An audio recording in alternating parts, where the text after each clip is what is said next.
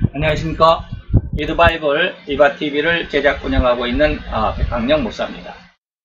오늘 43번째 시간입니다. 지난 시간에 짐승이 세상을 장악하지만 그것은 아주 일시적인 상황이고 곧 이어서 그들은 그 성공을 제대로 맛보기도 전에 그 축하연이 끝나기도 전에 그들은 멸망을 당할 것인데 엄청난 멸망이다. 홍수의 엄물됨 같은 멸망을 당할 것이다 라고 하는 것 여러분들이 지난 시간에 말씀을 드렸습니다. 그래서 결코 지금 이 시대에 짐승이 세상을 정복하고 세상을 장악하고 그들이 성공하고 그들이 권세를 잡고 그들이 승승장구하는 것 같지만 결코 그들과 함께 동참하지도 참여하지도 말라라는 간곡한 부탁의 말씀을 지난 시간 드렸습니다. 그리고 오늘 이제 세 번째 시간입니다. 음료, 다시 말하면 기독교를 죽이고 멸망시키고 핍박하고 기독교를 핍박하고 너희들이 승리한 줄로 알았더냐. 이거 세 번째 시간입니다. 지난 2시간까지 여러분들이 잘 참고해 주셨을 줄로 믿고 오늘 이 시간에는 세 번째로 성도는 왜 이러면 그러면 이렇게 힘들어지느냐 이 말입니다.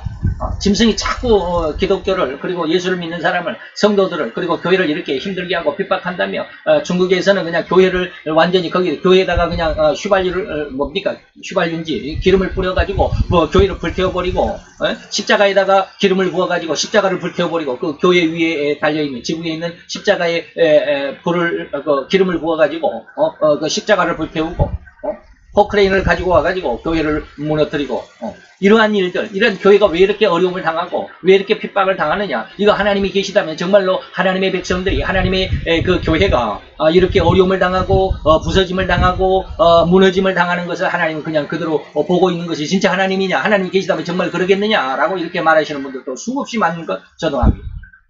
그러나 그것이 하나님의 뜻이었다라고 하는 것입니다. 오늘 그 내용을 여러분들과 함께 나누고자 합니다. 그래서 왜 성도는 환난을 당하는가? 그리고 강철이 되어가는 이런 과정도, 당금질의 그 과정도 여러분들과 함께 한번 살펴보도록 하겠습니다. 왜? 그것이 바로 우리 성도들의 훈련의 과정이기 때문입니다. 그래서 훈련이 없으면 뭐한 군인이 없다? 강한 군인이 없습니다. 강한 군인 절대로 훈련을 하지 않고는 강한 군인이 될 수 없습니다. 그래서 공수부대, 우리나라의 그 특수부대라고 하는 공수부대나 해병대는 그만큼 훈련이 시체말로 하면 빡세기 때문에 훌륭한 군인들입니다. 아시죠? 그런 내용들로 오늘 우리 성도들에게 바로 이런 훈련이다라고 하는 것, 이런 과정이라고 하는 것, 당금질이라고 하는 것, 엄청난 고난과 고통의 그 불시험이라고 하는 것, 여러분들에게 오늘 이 시간 함께, 여러분들과 함께 찾아 들어가 보도록 하겠습니다. 시작합니다. 자, 음료, 하나님의 백성이고, 그리고 기독교를 죽이면 승리인 줄 알았더냐라고 하는 오늘은 세 번째 시간입니다. 그래서 지난 첫 번째 시간에는 음료가 처참하게 죽임을 당하는, 멸망을 당하는 것, 그런 내용이고요. 두 번째 시간에는 뭡니까? 그렇게 음료를 철저하게 멸망시킨, 죽인, 그런 짐승들이 너무나도 처참한, 음료보다 더 처참한, 더 참아. 쉽게 말하면 내가 말로 줬는 나는 되로 줬는데 내가 저 사람에게 되로 줬는데 저 사람 나에게 말로 준다. 되로 주고 말로 받는다. 뭐 이런 것이 있잖아요. 짐승이 지금 그것입니다. 음녀를 징계하는데 아주 흉악하게 징계한 것을 되로 주었지만 그러나 그들에게 오는 멸망은 뭡니까? 말로 받는 것처럼 엄청난 처참한 홍수의 엄물됨 같은 그런 것을 잠깐 동영상을 여러분들에게 보여드렸던 것처럼 그런 결과를 얻게 될 것이다라고 하는 것 말씀을 드렸습니다. 이처럼 처참한 결말을 맞을 수밖에 없고 또 저들의 승리는 단지 3년 반이라고 하는 것 계속 3년 반이 어떻게 나왔는지는 여러분들 계속해서 제 영상을 같이 공부하시게 되면 이해할 수 있게 될 것입니다. 3년 반이라고 하는 짧은 시간입니다. 이 짧은 시간을 위해서 전 인생을 지옥의 형벌에 내버린다라고 하는 것은 좀 미련하다고 해서 정말 죄송합니다. 그래서 제가 여기 물음표를 넣습니다. 죄송합니다. 미련하다라고 하지 아니할 수 없죠. 완전히 손해나는 장사입니다. 조금을 위해서 내 모든 것을 희생한다. 좀 곤란하잖아요. 지금 당장 내가 무엇인가를 얻기 위해서 내가 돈 몇 푼 얻기 위해서 회사에서 그 공금 조금 몇 푼 횡령해가지고 완전히 회사를 잘리는 거 곤란하잖아요. 그거 아주 미치는 장사잖아요. 손해보는 장사잖아요. 그런 것과 비교할 수 있습니다. 이제 절대 이런 짐승의 결말에 대해서 철저하게 우리는 깨달아야 되고 결코 이런 멸망에 처할 짐승의 편에 우리는 결코 근처도 가지 않아야 됩니다. 근처도 가지 않아야 됩니다. 계시록 18장 4절 기억하시기 바랍니다. 내 사랑하는 백성아 거기서 나오라. 그들의 죄에 참여하지도 말고 그들이 받을 재앙에 결코 그 재앙을 받지를 말아라. 너무 엄청난 너무나도 두렵고 너무나도 처참한 하나님의 징계와 하나님의 재앙이기 때문에 그렇습니다. 웬만큼 견딜 수 있는 게 아닙니다. 그래서 계시록 18장 4절을 여러분들이 꼭 다시 한번 찾아서 묵상하시고 그 말씀 속에 내가 처해지지 않도록 조심과 주의와 그리고 하나님의 말씀으로 더욱더 훈련받기를 원하는 그런 모습으로 신앙의 성장과 신앙의 훈련 속에 함께 동참해 주시기를 간절히 바랍니다. 그럼 이제부터 그러면 왜 성도가 이처럼 이 험악한 세상에 다시 말하면 환난의 삶을 살아가야 되는지 그 이유를 여러분들과 함께 밝혀보도록 하겠습니다. 다시 말하면 이 방송을 보시는 분들 중에 지난 시간에도 제가 말씀을 드렸습니다.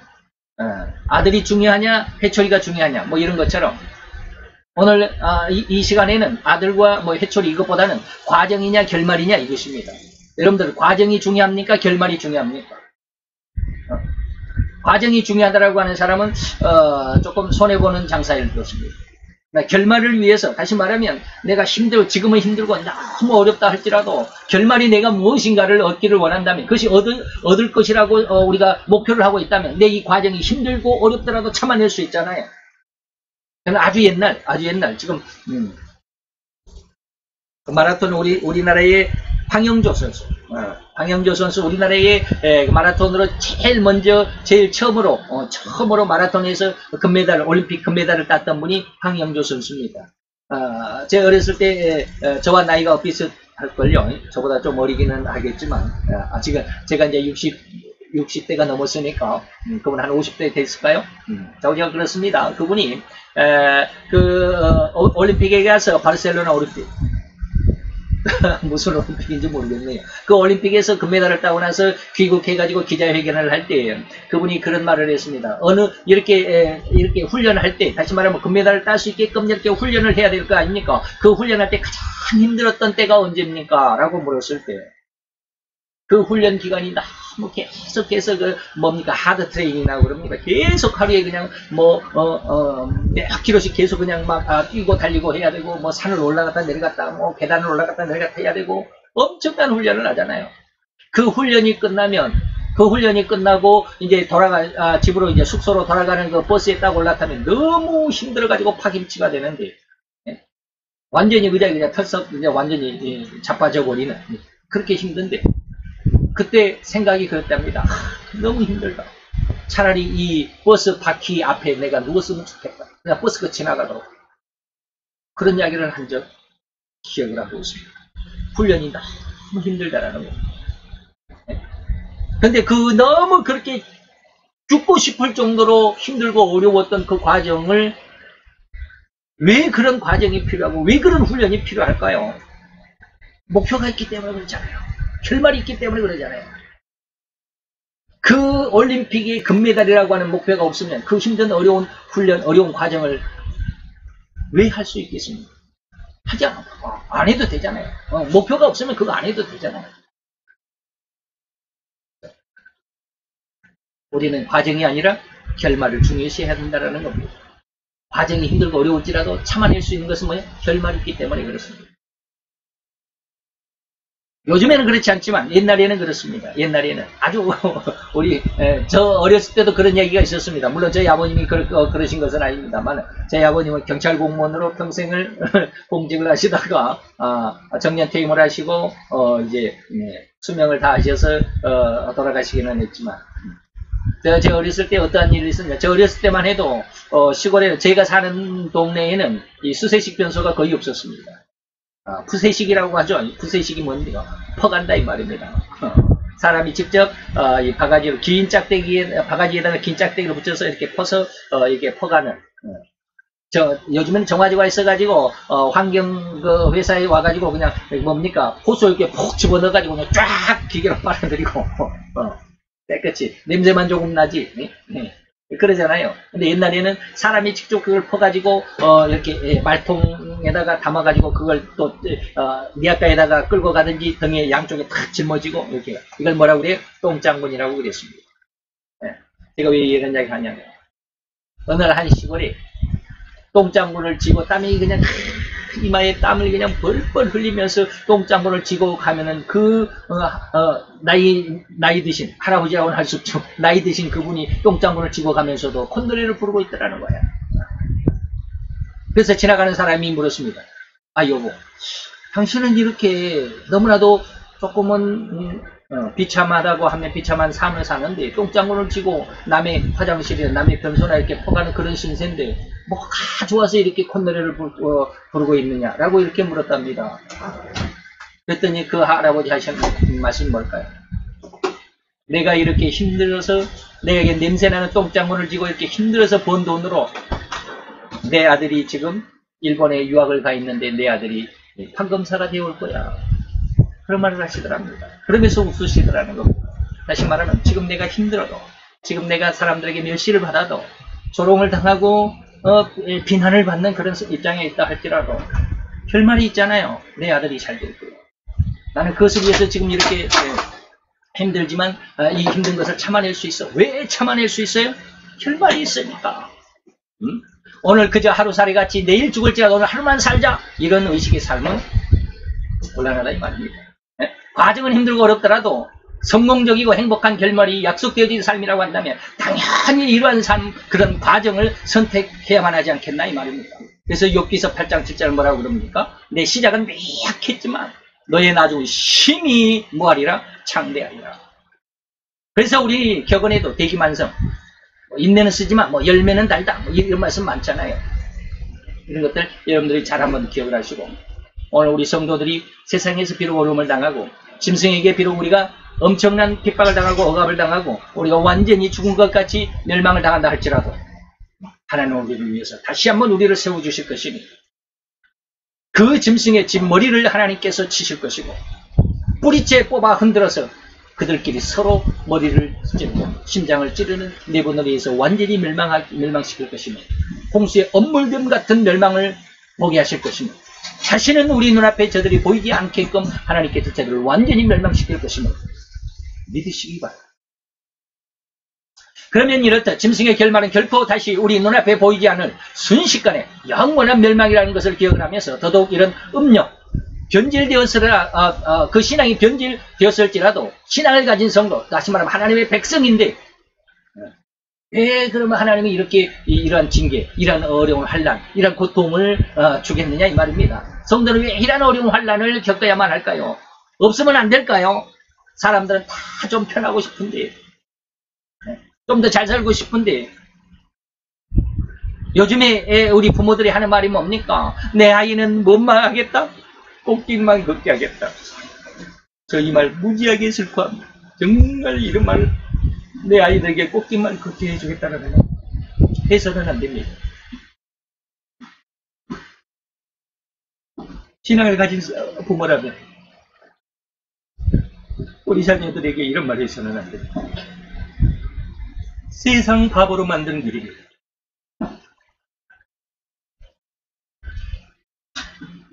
절대로 이런 말 해서는 안 됩니다. 내 아이는 세상에 들꽃과 같이 여기저기 짓밟힘을 당해도 그래도 꿋꿋이 살아남은 그런 존재를 키워야 합니다. 그래서 제가 일본은 별로 좋아하지 않지만 일본의 부모들은 그렇다고 그래요.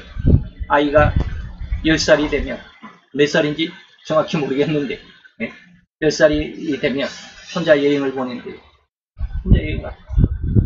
세상 구경하는 것도 좋지만 세상의 어려움을 나 혼자 해결하고 부딪히고 그래서 그 어려움을 해결해 나갈 수 있는 능력을 키우기 위해서 여행을 보낸다라고 하는 거예요. 저도 우리 아이가 유럽 여행을 혼자 가겠다고 그래서 굉장히 우려했습니다. 굉장히 우려했습니다. 저거 영어도 못하는데 근데 뭐 미국만 가는 것이 아니고 뭐 어디도 가고 막 여기저기 막 떠돌아다닌다고 그러더라고요. 그래서 한 달인가 두 달인가를 혼자 여행을 갔다 왔습니다. 잘 갔다 오더라고요. 지금도 버젓이 살아서 제 옆에 있습니다. 저는 굉장히 두려웠어요. 저희 막내딸이 지금 26인데 학교를 저 멀리 갔어요. 지방으로 갔어요. 그래서 거기에 자취를 하려고 하는데 굉장히 불안하잖아요. 부모의 마음으로서. 이건 쉽게 말하면 머스마도 아닌데, 예? 여자아이가 멀리 혼자 뛰어났다가 이건 뭐 이상한 일 당하지는 않을까. 그랬더니 딸내미가 그런 말을 하더라고. 아빠는 언제까지 나를 품에 안고 살 거야? 나도 이제 나 혼자 잘 살 수 있어. 라고 이런 말 하더라고. 그래서 겉으로 내색은 안 했지만 마음속으로 흐뭇했습니다.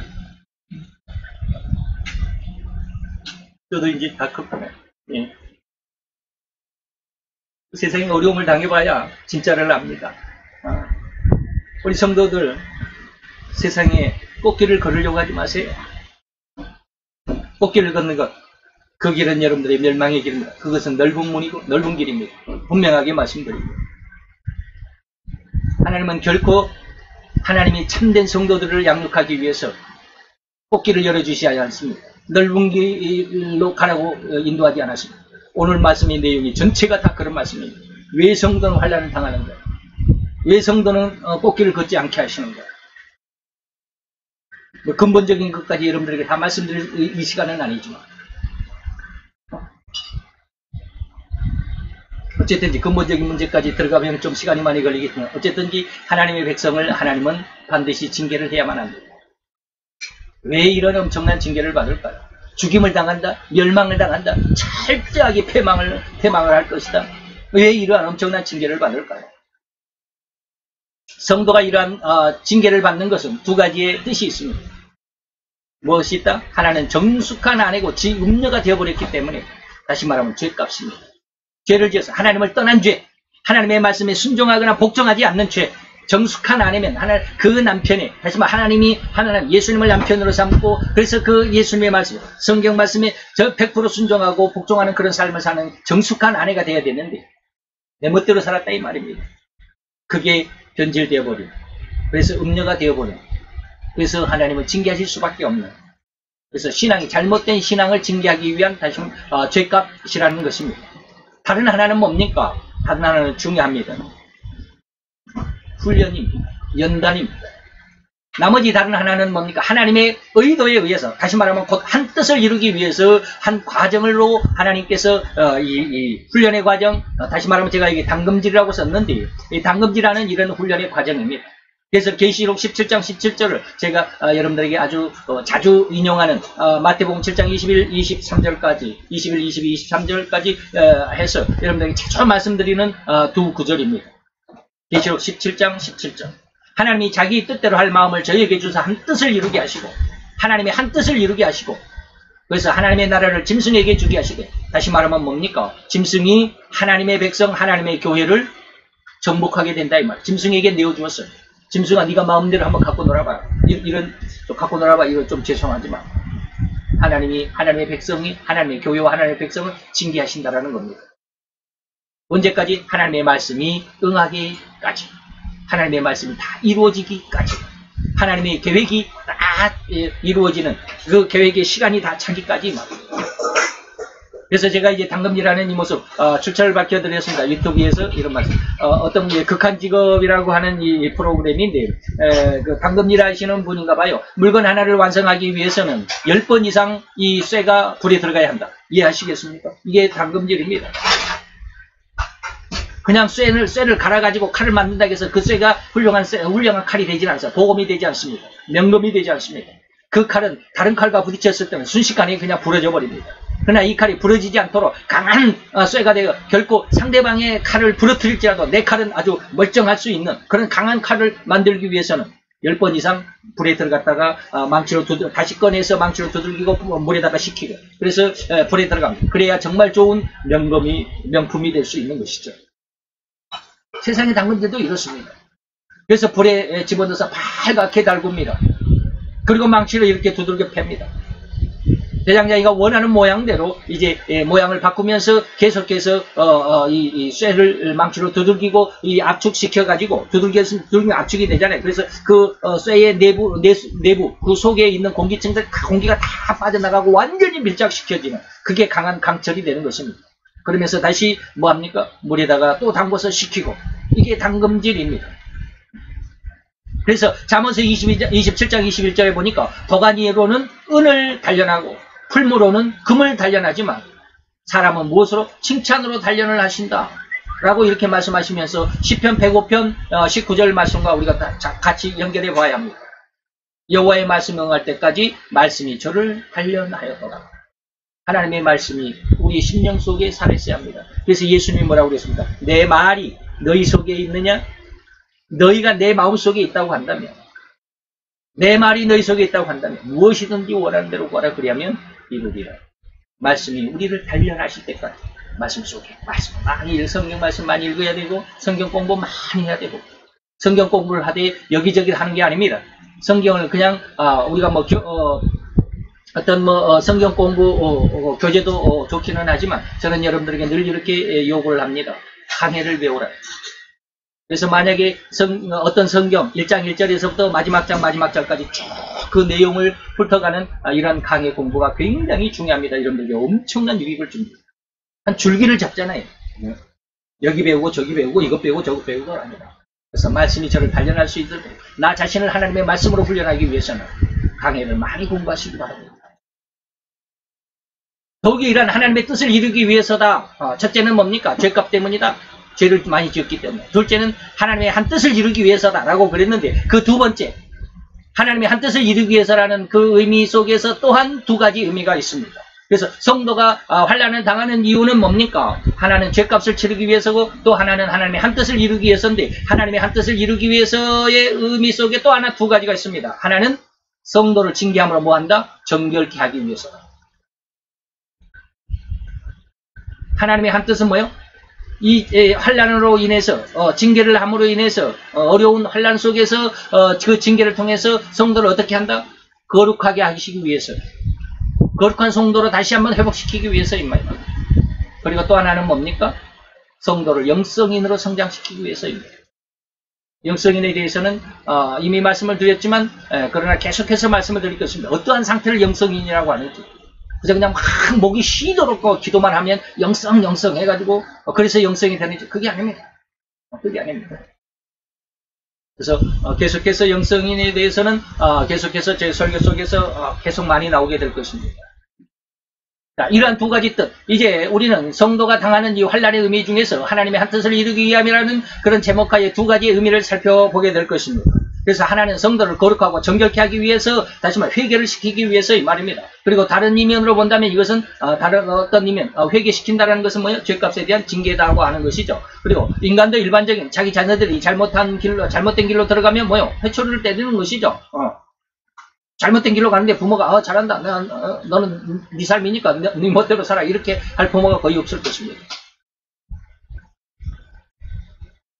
말을 안 들으면 눈물이라도 기도해야 돼. 물론 저희 자녀들에 대해서도 제가 지금 그러기도 합니다.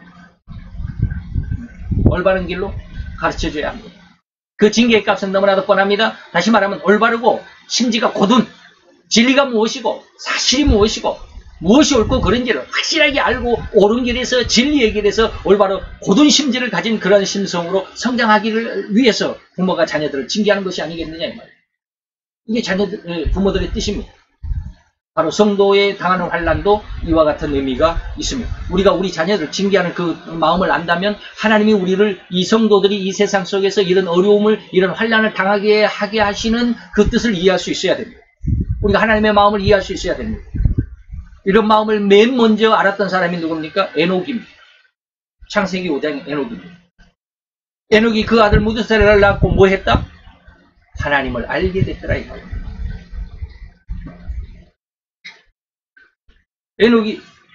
에녹이 아들 무드셀라를 낳으니까 이 무드셀라 자기 아들이 얼마나 이쁜지 눈에 넣어도 아프지 않을 정도다. 너무 이쁘더라. 그러다 보니까 갑자기 에녹의 마음속에 무엇이 생각? 야, 하나님이 나를 아들로 삼았단다. 하나님이 나를 아들로 보신다. 내가 내 아들을 이렇게 예뻐하는 것처럼 하나님이 나를 그렇게 예뻐하실 거 아니야. 라고 하는 마음까지 이어지게 된 것입니다. 그래서 에녹이 뭐요? 300년 동안 하나님과 뭐 했다? 동행하니라. 그 아들 무드셀라를 낳고 하나님과 300년을 동행했습니다. 그랬더니 뭐 하지 않았다? 죽음을 보지 않았다. 그리고 뭐 했다? 죽음을 보지 않고 하나님 앞에 불려 올림을 받았습니다. 그 아들 무드셀라는 어떻게 살았다? 인류 중에 최고 장수 969생가를 살았습니다. 979생가, 969생가를 살았습니다. 우리가 내 속에 내 아들을 보면서 내 딸을 보면서 이뻐하는 이 마음이 나만 갖고 있는 것이 아니라 하나님이 나를 아들로, 하나님이 나를 딸로 인정해 주시면서 하나님이 나를 보실 때 얼마나 이뻐하시겠어요. 그런 것처럼 내가 내 아들을 징계하는 그 뜻을 내 마음이 안다면, 왜 내 아들을 징계하는지를 안다면, 하나님이 나를 왜 징계하는지, 왜 이 나라 자유 대한민국에 이토록 험악한 환란의 바람이 불도록 하나님께서 이런 대환란, 이 하나님의 백성, 음녀가 되어버린 이 성도들을 왜 이렇게 징계하실 것인지 이해할 수 있어야 됩니다. 아버지의 마음을 이해할 수 있어야 됩니다. 성도가 당하는 환란도 우리가 우리 자녀를 징계하는 것과 같은 이치다. 하나님이 그 마음을 우리에게 주셨습니다. 그러면 도대체 주일 성수도 잘하고 11조도 잘하고 감사헌금도 꼬박꼬박 잘 내는데 무슨 신앙이 잘못됐다고 음녀라고 그러느냐 이 말이에요.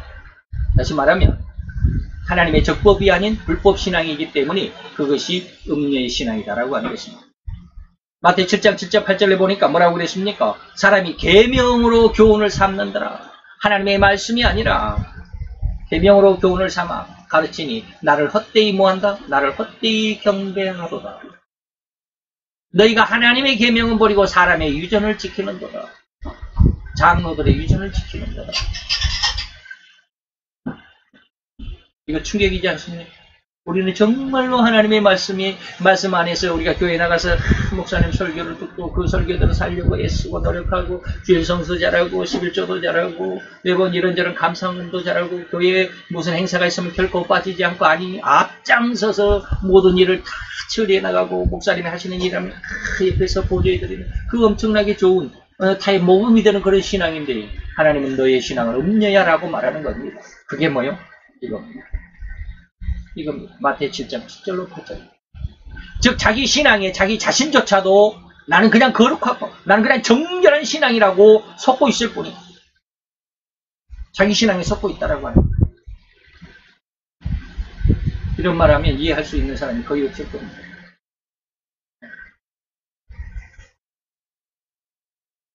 네? 내가 지금 내 신앙에 속고 있다고? 그 도대체 그 뭔 말이요? 양 목사, 그 정말 그 뭔 말이요?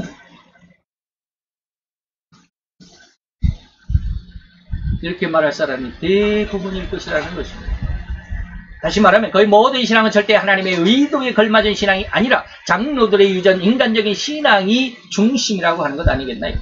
그래서 제가 늘 말씀드리는 마태 7장 21절, 22절, 23절 중에 21절은 떼고 23절만 여러분들이 늘 말씀드리는 겁니다. 그날에 많은 사람들이 예수님 앞에 이르러 주여 주여 우리가 주의 이름으로 선지자의 노릇하며 주의 이름으로 귀신을 쫓아내고 주의 이름으로 많은 권능을 행치 아니하니까 하리니 그때 내가 저에게 밝히 말하되 내가 너희를 도무지 알지 못하니 내게서 떠나가라 이 불법을 행한 자들아 라고 말할 것입니다. 절대로 성도가 목회자가 이어서는 안 될 철칙의 말씀입니다. 경고의 말씀입니다. 이거 마음속에 결코 지워서는 안 됩니다. 나는 정말 잘하는 것 같은데 방금 말씀드렸듯이 주일성수도 잘하고 11조도 빼먹지 않고 너무너무 꼬박꼬박 아주 정확하게 잘하고 감사헌금도 그냥 너무 잘하고 그랬는데 왜 내가 음녀의 신앙이냐 이 말이야. 하나님께서 저에게 네가 이단이야라고 유다서를 배울 때 이단과 정통의 신앙이 유다서거든요. 하나님이 저에게 그러셨어요. 네가 이단이야. 그때 제가 눈물로 한 달 반을 하나님 앞에 도전했습니다. 나 하나님 이단하는 거예요. 내가 장로교 출신이에요. 장로교에서 합동, 정통 신앙, 보수 신학을 하고 있는 신학생입니다. 하나님, 내가 왜 이단입니까? 내가 왜 이단입니까? 하나님, 나 이단 아니에요. 나는 하나님을 가장 잘 믿는다라고 하는, 가장 정확하게 믿는다라고 하는 보수 정통 신학입니다. 그런 신학을 하고 있는 신학생인데 하나님 왜 내가 나를 이단이라고 합니까? 매일같이 하나님 앞에 새벽 기도마다 하나님 앞에 눈물로 싸웠습니다. 나 일어나니. 하나님 한 말씀도 안 하시죠. 그러면서 한 달 반이 지나갔어요. 매일같이 학교에 다니는 이 발걸음은 완전히 도서장에 끌려가는 양의 걸음같이 너무너무 힘들었어요. 그래도 학교로 빠지지 않고 꾸준히 나갔어요.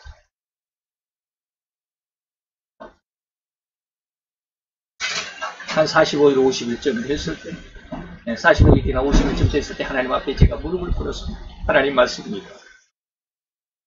제가 잘못했습니다. 교단이 구원을 주는 게 아니다 이거예요. 성경이 구원을 주는 거예요. 교리가 구원을 주는 게 아니고 성경이 구원을 주더이다. 어떤 신학교, 어떤 교파, 이것이 우리에게 구원을 주는 게 아니라 하나님의 말씀, 성경이 구원을 주더이다. 이것을 깨달았습니다. 그래서 하나님 앞에 고백했습니다. 그렇게 고백했어요. 하나님 말씀입니다. 하나님의 말씀입니다. 지난 45일, 50일 동안 하나님 앞에 공격을 하며 도전을 하며 나 이단 아니라고, 왜 나를 이단이라고 그러느냐, 그렇게 공격했던 그 모든 마음들 한순간에 녹아져 내렸습니다. 하나님이 옳습니다. 내가 이단이었습니다. 나는 교리를 믿었고 교단을 믿었고 장로교 교파를 믿었고 합동, 정통, 보수라고 하는 이런 교단 신학을 믿었고 그 안에서 나는 이렇게 성장해 가고 있다. 그런데 하나님이 그것을 내려치신 것입니다. 그리고 하나님 앞에 굴복하고 무릎을 꿇은 것입니다.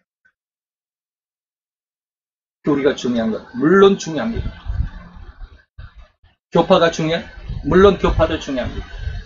어떤 교단이 중요하느냐? 물론 교단도 중요합니다. 그러나 그 모든 것보다도 무엇이? 하나님의 말씀이 중심이 되어야 됩니다. 방금 말씀드렸던 인간의 가르침, 장로들의 유전이 우리들의 신앙의 중심이 되어서는 안 됩니다. 그렇게 했다가는 오늘 이 말씀 속에 들어갈 겁니다. 나는 너희를 도무지 알지 못해. 내게서 떠나가라. 이 불법을 행한 자들아. 죄성사하는 것도 전도를 하는 것도 헌금하는 것조차도 진실로 내 영이 완벽하게 하나님을 찬양하는 심정으로 우러나는 것이 아니라고 하는 것 하나님이 어느 순간 보여주셨습니다. 하나님 저에게 교만을 책망하실 때 그래 보여주게 됐습니다. 그러니까 대회 끝나고 점심 같이 성도들과 나눠 먹고 전도지 몇십 장씩 가지고 다 길거리 나가가지고 교회 주변에 사거리 가가지고 만나는 사람마다 전 예수 믿으세요. 예수 믿으세요. 예수 믿어야 구원받습니다. 얼마나 중중하게 전도를 많이 했습니까? 그거 나 위해서 했니? 그거 나 위해서 했니? 너 잘남아서 했잖아. 너 교회 이름 내려고 그러잖아. 교회에서 1년에 10명 전도하면 무슨 상금 주고 100명 전도하면 무슨 상금 주고 전도왕이라고 무슨 표창을 주고 너 그것 때문에 너 전도했잖아. 하나님이 제 속마음을 들여다보게 하셨습니다. 너무 부끄러웠어요. 헌금하는 것, 내가 이 교회에서 제일 많이 씹을 줄 아는 사람이야 라는 그런 어떤 마음 은근히 가지고 있지 않습니까? 그런 헌금 하나님이 받지 않으십니다. 물론 물질적으로 일반 이 교회 안에서 이게 물질적인 교회가 그리고 또 물질을 가지고 살아가는 인간의 모습 안에서 그 헌금이 굉장히 귀중하게 쓰이기는 합니다만 하나님은 그 마음을 받지 않으십니다. 내 영이 완벽하게 하나님을 찬양하는 그러한 심정이 아니더라는 거예요.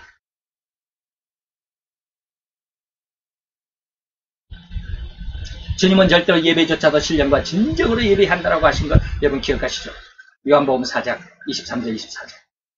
근데 신령과 진정을 정말로 이해할 수 있는 그 말씀을 이해할 수 있는 그 성도가 얼마나 되는지 저는 이거 조금 이해하고 있을 뿐입니다. 완벽하게 이해하지 못합니다. 지금도 세속에 대한 욕심이 너무나도 많은 것 저는 잘 압니다. 제 속에, 제 자신이. 그렇기 때문에 저는 완벽하게 신령과 진정으로 예배한다라는 말씀이 하나님 앞에 정말로 무릎 꿇고 하나님 앞에 찬양하지 못하는 것. 아직 너무 부족하다는 것만 알고 있습니다. 이 신령과 진정으로 예배하는 것은 뭡니까? 내 영이 완벽히 하나님을 찬양하는 이런 정도가 돼야 됩니다. 이것을 느껴볼 수 있기를 바라고요. 저는 조금 느꼈을 뿐이고 조금, 아주 조금. 이렇듯 신앙의 중심을 말씀을 드렸고, 이러한 신령과 진정의 믿음에 대해서는 다음 시간에 이제 그 믿음이 어떤 믿음인가, 다니엘 세 친구와 다니엘을 통해서 여러분들에게 한번 같이 나누어 보도록 하겠습니다. 자, 거의 대부분의 신자들의 신앙이, 그리고 예배가 이런 신령의, 그리고 진정의 신앙의 예배가 아니라는 것, 여러분 이해하실 수 있을는지 모르겠습니다. 이거 이해하실 수 있는, 그 마음에 직접 이해하실 수 있는 분이라면 상당히 은혜를 받으신 분입니다. 그러나 거의 대부분 이걸 이해하지 못합니다. 이 말씀을 절대로 거부합니다. 그래서 여러분들에게 조금 다시 한번 권고해 드립니다. 성도라면 이런 신앙, 이런 예배에 대해서 고민해 봐야 된다고 하는 것입니다. 그래서 성도가 하나님의 뜻을 이루기 위해서 환난을 당한다라는 이제 마지막 의미가 뭡니까? 영육을, 다시 말해 영성인으로 양육을 하는데, 영성인으로 양육을 하려는 하나님의 의도가 있다라고 하는 것 말씀을 드렸습니다. 그러기 위해서는 여러분들에게 하나님의 권능을 알아야 됩니다. 하나님께서 인간을 만드시고 세 가지의 권능을 주셨습니다. 이걸 3대 축복이라고도 그러고요, 3대 권능이라고 저는 이름을 붙였습니다. 3대 축복이라는 이름, 3대 권능이라는 이름. 이 생육하고 번성하고, 그리고 뭡니까? 땅에 충만하라, 땅에 충만하라, 땅을 정복하라, 그리고 모든 생물을 다스리라. 이 3대 권능입니다. 3대 축복이기도 합니다. 그래서 축복이나 권능이라는 말을 같이 혼용해도 괜찮습니다. 여기서는 3대 축복이라고도 할 수 있고 3대 권능이라고도 할 수 있습니다. 제가 여러분들에게 이거 지어낸 말입니다. 여기다 이름을 붙였습니다. 하나님의 3대 권능, 3대 축복이라고 합니다. 그런데 잘 한번 보십시오. 여기에 영적인 능력은 없습니다. 영적인 내용은 없습니다. 단지 물질적이고 육신적이고 세상적인 것입니다. 이것이 바로 3대 축복이고 3대 권능이라고 칭할 수 있는데, 이러한 3대 권능을 받아 온 세상을 정복하기도 다스릴 수도 있고, 그리고 그러한 어떤 통치권과 정복권을 가지고 있는 인간이라는 존재가 이제는 뭐가 됐다? 죄의 종이 되어, 오히려 세상의 종이 되어버려. 그래서 죄와 싸우다가 죽어야만 하는 존재가 되도록, 죽어야만 한다라고 하는 그런, 다시 말하면 죄와 열심히 싸우다가 죽을 때까지 죄와 싸우다가 그런 존재가 되었습니다. 여기에 동의하십니까? 저는 여기에 절대로 동의하지 않습니다. 저는 장로교 목사이고 장로교 교리를 가르칩니다. 장로교 교리의 가장 기본이 뭡니까? 루이스 폴급 교리입니다. 그래서 저희는 지금 오후 예배 때, 주일날 오후 예배 때 루이스 폴급 교리책을 가지고 교리를 지금 강연을 하고 있습니다. 거의 다 끝나서 지금 교회론을 하고 있습니다. 근데 그 교회론 바로 전에 성화론이 있는데, 성도의 성화론 중에서는 바로 이런 내용들이 있습니다. 성도는 죽을 때까지 죄와 싸우는 것. 저는 거기에 절대 동의하지 않습니다. 저는 장로교고, 분명히 말씀드렸습니다. 장로교 목사고, 장로교 교리를 가르치는 그런 목회자입니다. 그럼에도 불구하고 성화론에 대해서만큼은, 장로교 교리 안의 성화론에 대해서만큼은 죄와 싸우다가 죽는 존재, 죽을 때까지 죄와 싸우도록 하는 그런 존재로 우리 성도들을 하나님이 그대로 내버려 두셨다. 저는 그렇게 절대로 동의하지 않는다라는 것입니다. 아닙니다. 하나님을 닮아 창조된 인간이 영원토록 온 세상을, 아까는 뭡니까? 영은 없었습니다. 지금은 제가 영이라는 말을 썼습니다. 영계까지. 그 영계는 뭡니까? 사단과 악령과 귀신들까지라도 정복하고 다스리는 존재가 되기를 하나님은 원하셨습니다. 이런 말 성경에 여기저기 많이 있습니다. 마귀를 대적하라, 그리하면 마귀가 너를 어떻게 하리라? 너를 이기리라? 아니요, 너를 떠나가리라. 하나님이 결코 우리를 죄 아래에서 고민고민하고 비참한 삶을 살다가 죄와 투쟁해서 죽을 때까지 그런 투쟁만 하다가 살도록 하는 그런 존재로 타락해버렸으니까 그런 존재로 그대로 살도록 하겠느냐? 대신 죄와 싸울 수 있는 능력과 힘은 주시면서 말이죠. 그러한 성도가 되도록 하겠느냐? 저는 아니라고 봅니다. 처음 아담을 만드셨을 때는 아담에게는 영적인 권능이 없었습니다. 아까 말씀을 드렸습니다. 정복하고 다스리고 그리고 번성하여 땅에 충만한 것. 거기에 영적인 내용이 없습니다. 다시 말하면 사단과 악령과 귀신들을 제압하는 능력이 없습니다. 그래서 사단의 유혹에 넘어갔습니다. 그러나 인간은 영적인 권능이 부어지게 하는 어떤 과정이 있었습니다. 그래서 제가 과정이다, 훈련이다, 당금질이다 라고 하는 말씀을 계속 반복해 드리는 겁니다. 당금질이 있어야, 훈련이 있어야, 군인도 강한 훈련을 받아야 강한 군인이 되는 것처럼 당금질, 쇠도 계속해서 반복해서 당금질을 받아야 강한 철이, 강철이 되는 것인 것처럼 성도도 하나님의 말씀으로, 하나님의 칭찬과 하나님의 후원하심으로 우리가 당금제를 받고 훈련을 받고 연단을 받는 것입니다. 그래서 그 훈련과 연단 속에서 하나님은 하나님의 아들들이, 하나님의 딸들이, 다시 말하면 하나님의 백성들이 그저 죄악에 눌려서 죄와 혈투를 벌이는 그러한 삶을 살도록 하는 것이 아니라 그것을 오히려 정복하고 다스릴 수 있는 권세까지, 다시 말하면 영적인 권세까지 주시겠다라고 하는 것입니다. 처음에 아담에게는 이런 영적인 권능이 없었지만 이후에는 주십니다. 이게 뭡니까? 예수님의 십자가의 보혈입니다. 그리고 성령의 세례입니다. 분명히 말씀, 성경 속에 다 있는 말입니다. 즉 예수님의 구원의 은혜에 대해서, 보혜사 성령님 죄에 대해서, 의에 대해서, 심판에 대해서 세 가지 책망을 받는다라고 말씀하셨습니다. 이게 요한복음 16장 8절입니다. 우리 성도에게는 아담과 하와에게는 영적인 어떤 능력이 없이 정복하고 다스리고 그리고 번성하여 땅에 충만한 이러한 3대 권능을 3대 은혜, 3대 축복을 주셨지만 이제는 예수님 하나님은 그 모습 그대로가 아니라 이제는 더 완전히 영성의 권능까지라도 갖게 하는 하나님의 성도로, 하나님의 백성은 다시 말하면 영성인으로 하나님이 만드시고자 원하셨습니다.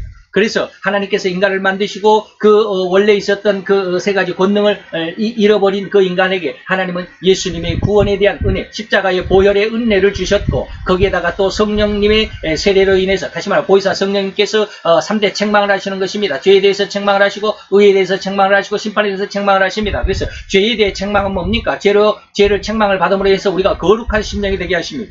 그래서 아까 하나님께서 우리 성도들, 하나님의 백성들을 훈련 속에 책망하시고 징계를 두는 것은 무엇이다? 회개를 시켜서 거룩하고 정결한 성도가 되게 하기 위해서다라고 하는 것입니다. 그래서 죄에 대해서 보혜사 성령께서 반드시 책망하십니다. 우리는 예수님의 십자가 앞에서 죄를 다 회개했는데